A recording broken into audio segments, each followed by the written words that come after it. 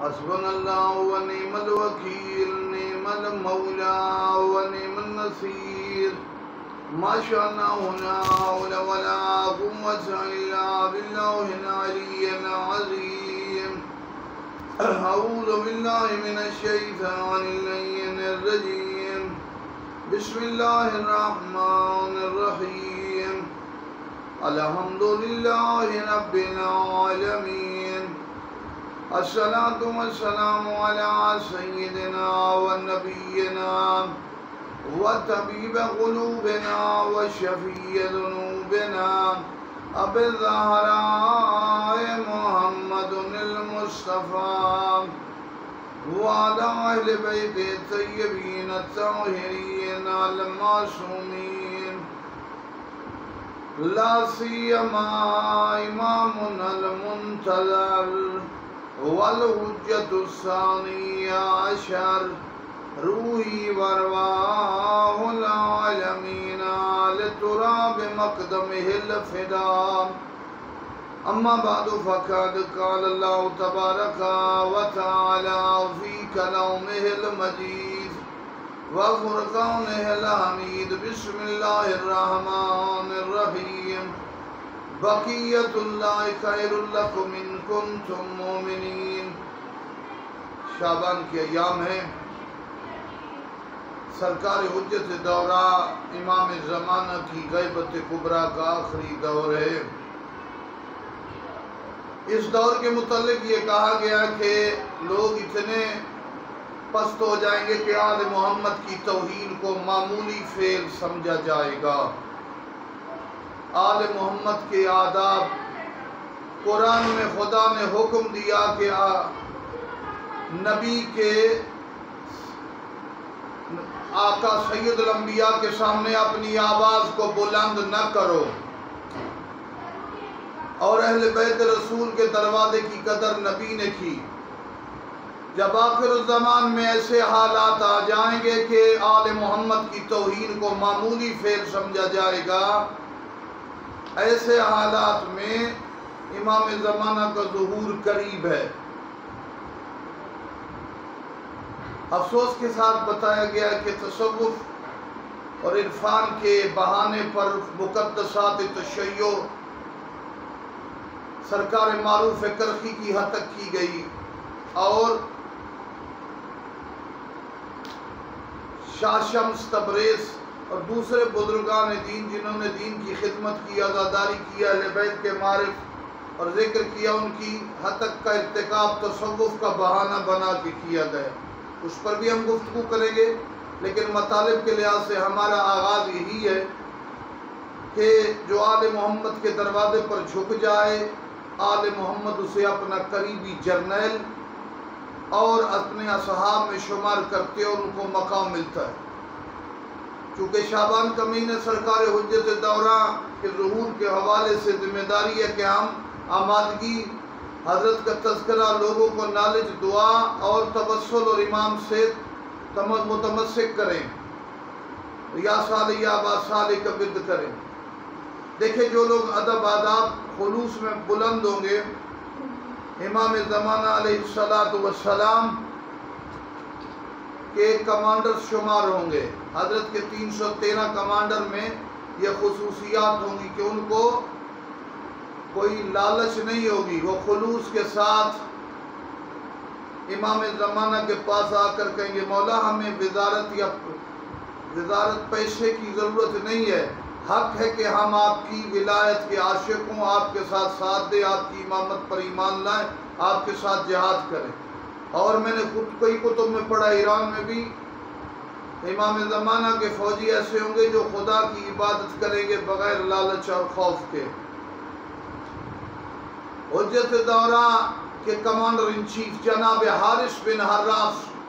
جو وسطی خراسان میں رضوی سے چلیں گے، یہ لوگ معرفت کے پہاڑ ہوں گے۔ جس طرح امام زمانہ کے حارث بن حراس سمرقند سے سید حسنی،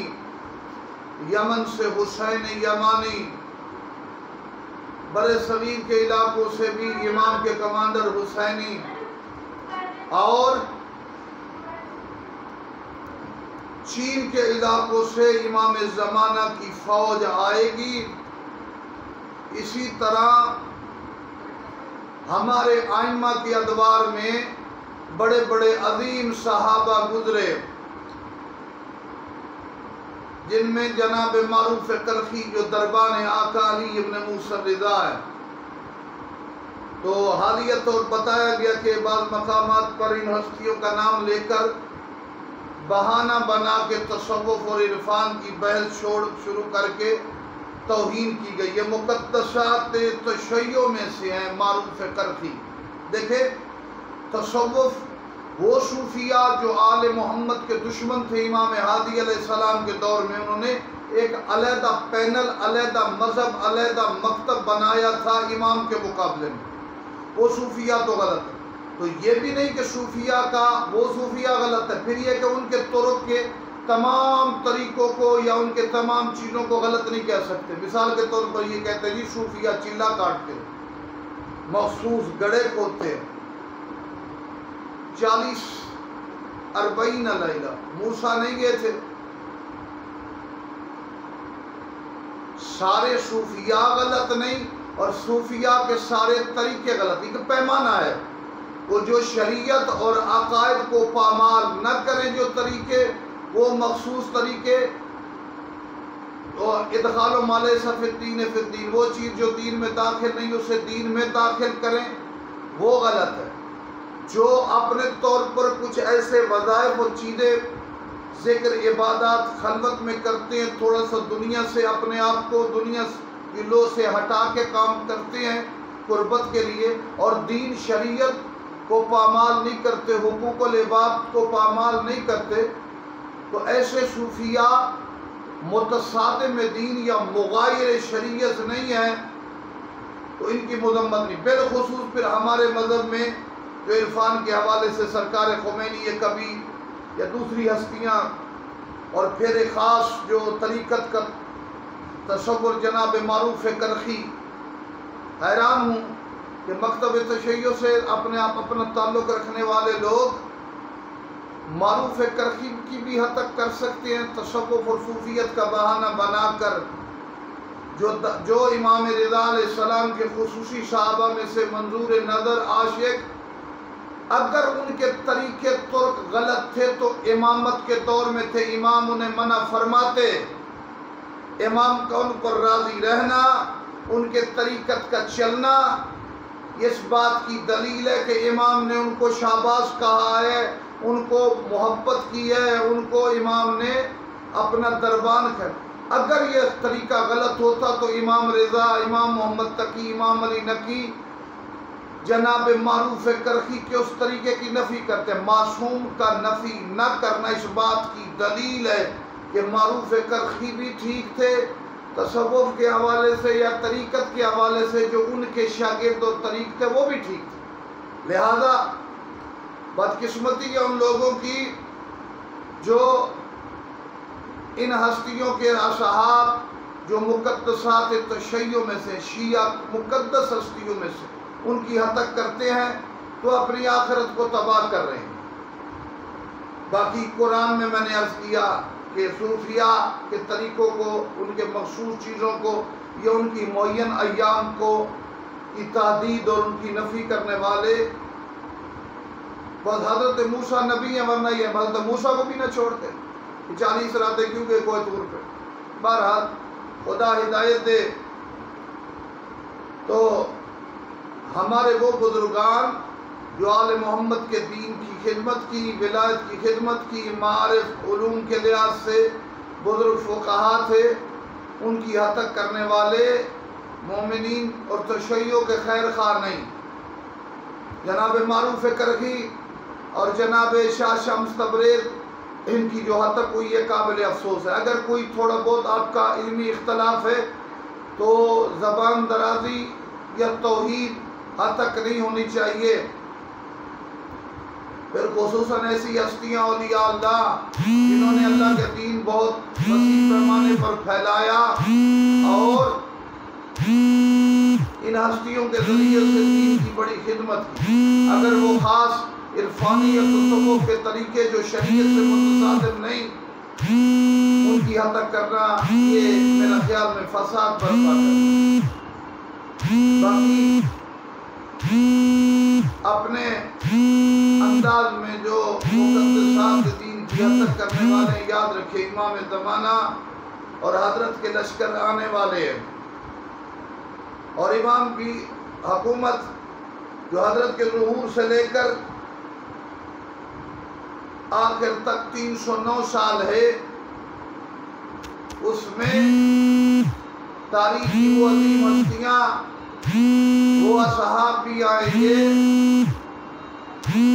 جناب سلمان محمدی کے کئی طریقت اور کئی ایسے طریقے ہیں جو اصحاب کی طرف جاتے ہیں، تو ان اصحاب کے حوالے سے ہمیں قدر بھی کرنی چاہیے، اور اس شعبان کے مہینے میں امام زمانہ کا ذکر کرتے ہوئے دربار خدا میں معافی بھی مانگنی چاہیے، اور سرکار خمینی کبیر اس سے پہلے امام رضا کے ساتھی معروف کرخی خود یہ بزرگ اولیاء اللہ جناب شہباز قلندر جن کا سرنام لعل حسین شاہ شمس تبریز یہ خدمت دین کرنے والے شخصیات میں سے تھے، تو ان کی ہتک نہیں ہونی چاہیے۔ قرآن، احادیث اور معصومین کی طرف سے جو محبان اہل بیت نے تصوف کے طریقے عصر معصومین میں یا اس کے بعد علماء فقہا کے دور میں رہے، علماء نے بھی ان کی نفی نہیں کی، معصومین نے بھی، جو شریعت سے فقہ سے متصادم صوفیہ یا اہل عرفان تو ان کی نفی نہیں کی۔ ہمیں بھی چاہیے کہ ہم اخلاق کے دامن کو تھامتے ہوئے ان ہستیوں کی قدر کریں۔ آخر میں دعا ہے، مالک ذوالجلال ہمارے گناہ معاف فرمائے۔ بسم اللہ الرحمن الرحیم۔ یا اللہ یا محمد یا علی یا فاطمہ یا مہدی ادرکنی ولا تہلکنی، نذیلو کا حیثو متجادری کیا بھی وضیفو کا حیثو کنت من البلاد یا صالح یا ابا صالح ارشدونا الى السریک رحمکم اللہ آتنا مدینہ سلردہال وجم کرام بیاک ایجاب زینب بیاک فاطمت الزہرہ اللہم کل ولیک الحجت ابن الحسن صلواتک علیہ وعلا آبائی ریاضی الساعت وفی کل ساعت ولیا وحافظا وقائدا وناصرا ودلیلا معنا حتی تسکنوا ارضک طوعا وتمتعوا فیہا طویلا۔ والسلام علیکم ورحمۃ اللہ۔